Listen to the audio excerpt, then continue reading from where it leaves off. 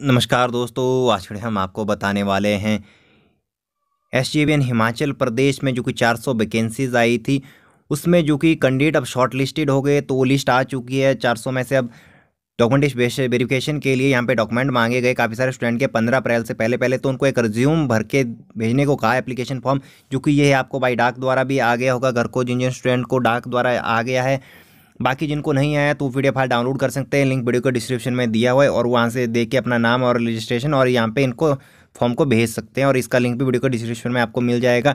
तो देखिए आपने कैसे भरना है ये फॉर्म, ये हम आपको यहाँ पे बता देते हैं। अगर अभी तक आपने हमारा चैनल सब्सक्राइब नहीं करा तो इस वीडियो चैनल को जरूर सब्सक्राइब करिएगा। तो यहाँ पे देखिए, यहाँ पे आपको पासपोर्ट साइज़ फ़ोटो फिक्स करना है, अपना कलर साइज़ कलर वाला, और विज्ञापन संख्या में 100/2022 लिखना है, जो कि एडवर्टाइजमेंट नंबर है।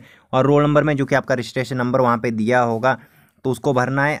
Post applied for graduate apprenticeship जो डिग्री वाले हैं, बाकी डिप्लोमा वाले अप्रेंटिसशिप, ITI वाला ITI। और यहाँ पे interview card for civil engineer या मैकेनिकल इंजीनियर जो भी आपका है वो आपको यहाँ पे भरना है। और बाकी डेट ऑफ इंटरव्यू तो यहाँ पे कुछ है नहीं फिलहाल। आपको अगर दिया हुआ जिसको कॉल लेटर घर आया तो वो लिख सकते हैं, अगर नहीं है तो 15 अप्रैल 2022 पे आप यहाँ पे लिख सकते हैं मे बी। बाकी नेक्स्ट देखिए, यहाँ पे आगे आपको क्या भरना है। यहाँ पे देखिए मेट्रिकुलेशन के अकॉर्डिंग आपको अपना फुल नेम लिखना है। यहाँ पे देखिए पहले पे, यहाँ पे देखिए अगर आपका नाम यहाँ पे रमेश है तो देखिए पहले कॉलम में R, फिर AM, फिर यहाँ पे कुमार है तो एक कॉलम छोड़ के फिर कुमार लिखना है।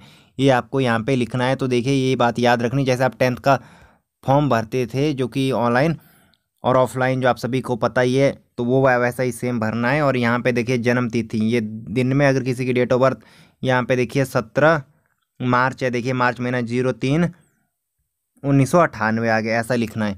तो यहाँ पे फिर देखिए वर्ष, ईयर, माह, मंथ, दिन, डेज, तो यहाँ पे आपको अपनी एज कैलकुलेट करनी है, and closing date of advertisement.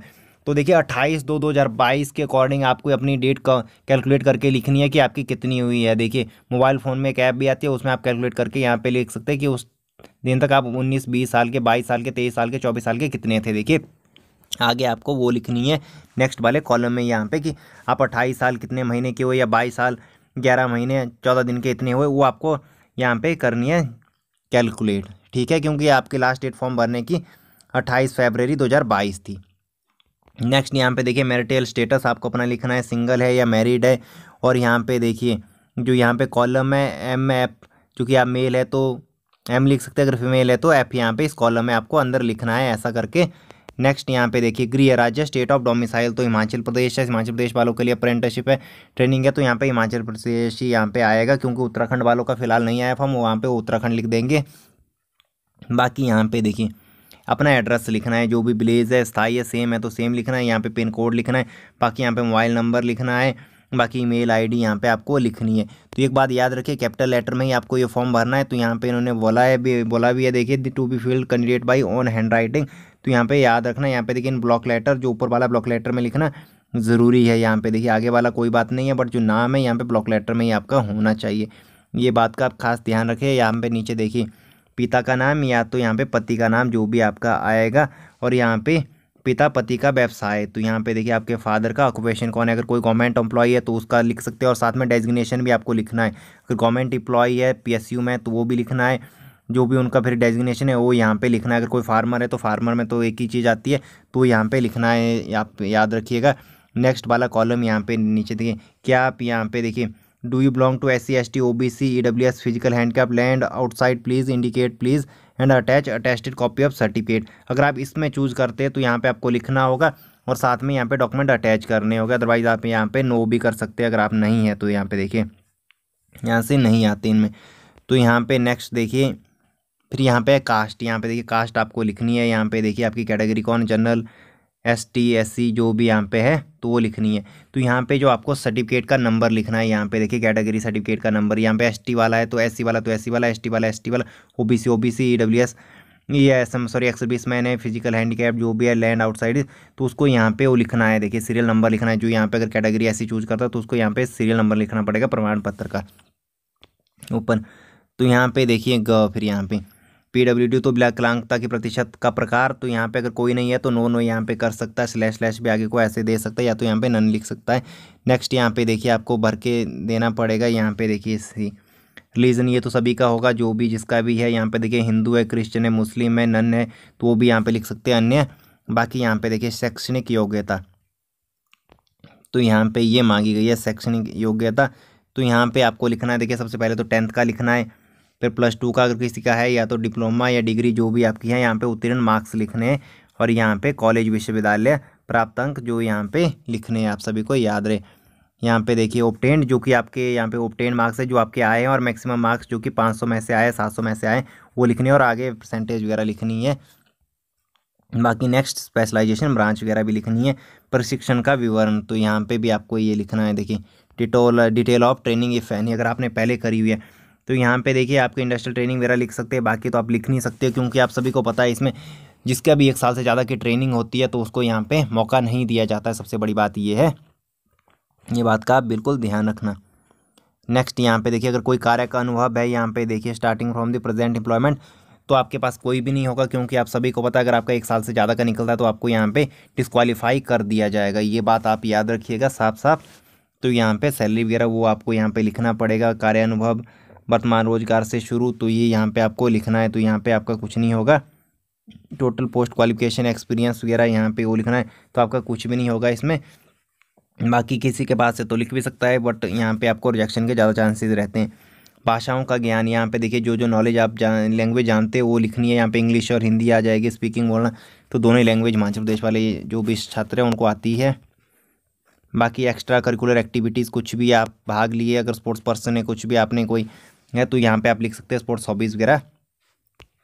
तो यहाँ पे देखिए संदर्भ रिश्तेदार को छोड़कर रेफरेंस देन अदर रिलेटिव, तो यहाँ पे देखिए जो भी आपके रिलेटिव को छोड़ के, रिश्तेदार को छोड़ के, यहाँ पे आपको यहाँ पे लिखना है। कोई भी 2 स्टूडेंट के नाम अपना फ्रेंड का लिख सकते हैं यहाँ पे नाम, और कोई भी अगर कोई भी डेजिग्नेशन है कहीं भी है तो उसका यहाँ पे एड्रेस पता वगैरह लिख सकते हैं। रिश्तेदार को छोड़कर यहाँ पे बोला है। बाकी आपके दोस्त वगैरह उनका नाम लिखिएगा और उनका नंबर लिख दीजिएगा। बाकी SGABN में रिश्तेदार का विवरण, डिटेल ऑफ रिलेटिव में SGABN अगर किसी का है तो लिख सकता है, अगर नहीं है तो नो भी यहाँ पे कर सकता है, क्योंकि सबका थोड़ी भैया SGABN में होगा। तो ये बात है यहाँ पे। देखिए नेक्स्ट यहाँ पे आपको करना है कॉलम 16 में क्या लिखना है। यहाँ पे देखिए you have been interviewed for any post in SGABN the past, अगर आपकी इंटरव्यू हुई है तो यहाँ पे यस लिख सकते हैं, अगर नहीं है तो यहाँ पे नो लिख सकते हैं आप। यहाँ पे नो, और यहाँ पे भी नो पे यहाँ पे टिक कर सकते हैं। वैसे तो आपको यहाँ पे नो ही लिखना है, यस नो यहाँ पे दिया हुआ। देखिए क्या किसी रोजगार कार्यालय में आपका नाम दर्ज है, तो यहाँ पे देखिए यस, उसका रोजगार कार्यालय का नाम भी देना है, क्योंकि एम्प्लॉयमेंट एक्सचेंज में आपका नाम जरूर दर्ज होगा, क्योंकि आप बेरोजगार है, तो भैया वो भी लिखना, और वैलिडिटी वगैरह भी लिखनी है। अगर किसी का नहीं है तो नो भी कर सकता है, बट मे भी आप लिखिएगा जरूर। वैसे नहीं भी लिखते हो तो भी कुछ नहीं होता। मेरे फ्रेंड ने पिछली बार नहीं लिखा था, बट फिर भी उसका नंबर पड़ गया था। बाकी यहाँ पे देखिए, तो यहाँ पे 18वें कॉलम में है have you ever been convicted by any court of law, तो यहाँ पे नो ही आएगा। आपका कोई भी कोर्ट केस नहीं है, तो यहाँ पे कोई भी कन्विक्टेड आप नहीं पाएंगे। अगर कोई है तो लिख भी सकता है यस, बाकी वैसे में भी सभी नो ही होगा। Minimum joining time required if selected, तो 7 डेज़ यहाँ पे आप लिख दीजिएगा, ठीक है 7 डेज़। और यहाँ पे ऊपर यहाँ पे 7 डेज़ आएगा, 7 डेज़ ही आप टाइम लोगे ज्वाइनिंग करने के लिए, इतने में कर ही लेते हैं। बाकी एक्सपेक्टेड ग्रॉस सैलरी जो भी आपको दी होगी 10,000, 12,000, 14,000, वैसे ग्रेजुएट वालों को यहाँ पे कम दी जा रही है, शायद 10,000 में भी। हमारे यहाँ पे वैसे 14,500 भी दी जाती है, तो यहाँ पे आप लिख सकते हैं जो भी आपकी एक्सपेक्टेशन है। तो इसका कुछ नहीं, आप ज़्यादा लिखते हो तो आपको मौका नहीं दिया जाएगा, बट इतनी भी ज़्यादा मत लिखिएगा, वैसे आप सभी को पता ही है। बाकी यहाँ पे देखिए वर्तमान में आहरित वेतन प्रेजेंट सैलरी ड्राइंग, तो आपकी कोई भी नहीं होगी मे भी, क्योंकि तभी तो यहाँ पे अप्लाई कर रहे हो। तो यहाँ पे नो भी आप कर सकते हो, स्लैश लगा सकते हो। बाकी यहाँ पे देखिए नेक्स्ट है, यहाँ पे पूछा गया क्या हमारे द्वारा निम्नलिखित उल्लेख, यहाँ पे have you any objection to our making reference और securing confidential report from you. तो यहाँ पे देखिए अगर आपको ऑब्जेक्शन है तो यहाँ पे यस कर सकते हैं, या तो नो भी यहाँ पे कर सकते हो कि प्रेजेंट एम्प्लॉयर, यहाँ पे यस नो यहाँ पे दे सकते हो। बाकी यहाँ पे देखिए नेक्स्ट है आरक्षित स्वयं पत्नी या पत्नी और अन्य आश्रित self suppose and other dependent, तो उसके बारे में यहाँ पे आपको जानकारी देनी है। यहाँ पे देखिए आप पे कितने आश्रित है, यहाँ पे देखिए अगर आपकी वाइफ है कोई भी है तो यहाँ पे सबके नाम लिखने हैं, फैमिली मेम्बर्स वगैरह। तो यहाँ पे सारे के सारे आप पे आश्रित है या नहीं है, या आप उन पे आश्रित है, तो यहाँ पे ये इन्फॉर्मेशन देनी है। अपने फैमिली मेम्बर के नाम भी आप लिख सकते हो सारे के सारे। बाकी एनुअल इनकम उनकी कितनी है वो यहाँ पे इन्फॉर्मेशन दे सकते हो। बाकी नेक्स्ट देखिए कॉलम 23, यहाँ पे देखिए any other particular you wish to mention which are relevant and particular qualify you for the post. अगर आप में कोई भी पर्टिकुलर टैलेंट है जो कि आपको यहाँ पे रख सकता है तो उसकी इन्फॉर्मेशन आप यहाँ पे दे सकते हैं। अगर है या नहीं तो नो भी कर सकते, बट आप कुछ ना कुछ लिख ही दीजिएगा कि हाँ आप में ये क्वालिटी है, इंडस्ट्रियल ट्रेनिंग से रिलेटेड कोई भी है तो वो वाला लिख दीजिएगा। बाकी यहाँ पे देखिए अगर आप, तो यहाँ पे देखिए यहाँ पे आपको डिक्लेरेशन देनी है, यहाँ पे दिनांक स्थान जब भी आपने फॉर्म भरना है जहाँ पे भर रहे हो, यहाँ पे सिग्नेचर ऑफ द एप्लीकेंट और यहाँ पे सिग्नेचर करने ऊपर फिर यहाँ पे अपना नाम लिखना है। ये बात याद रखिएगा। इस वाले कॉलम में यहाँ पे अगर कोई फिजिकल हैंडीकैप वगैरह उसका जिक्र कर सकता है, कुछ और कर सकता है, मे बी ऐसे तो आपने ऊपर जिक्र किया ही होगा, जो ऊपर आपने जिक्र नहीं किया उस बात का यहाँ पे कर सकते हैं। कोई भी एक्स्ट्रा टैलेंट अगर आप में है तो यहाँ पे वो लिख सकते हैं। बाकी ये कार्यालय उपयोग के लिए है। तो यहाँ पे देखिए ये सारा का सारा यहाँ पे फॉर्म था। अगर कोई भी डाउट हो तो आप लिख सकते हो, यहाँ पे हमें मैसेज कर सकते हो। बाकी यहाँ पे मैंने आपको बताया यहाँ पे आश्रित जो आप पे हो तो उनके बारे में आप यहाँ पे डिटेल दे सकते हो यहाँ पे, या आप उन पे आश्रित हो तो यहाँ पे अगर उनकी इन्फॉर्मेशन यहाँ पे देनी है, उनकी आयु लिखनी है और रिलेशन क्या है, फादर मदर ब्रदर सिस्टर, और उनका ऑक्यूपेशन और उनके एनुअल इनकम यहाँ पे भर देनी है। तो ये थी आज की वीडियो। चलेगा लाइक और शेयर करना भूलिएगा। आज इतना ही, धन्यवाद।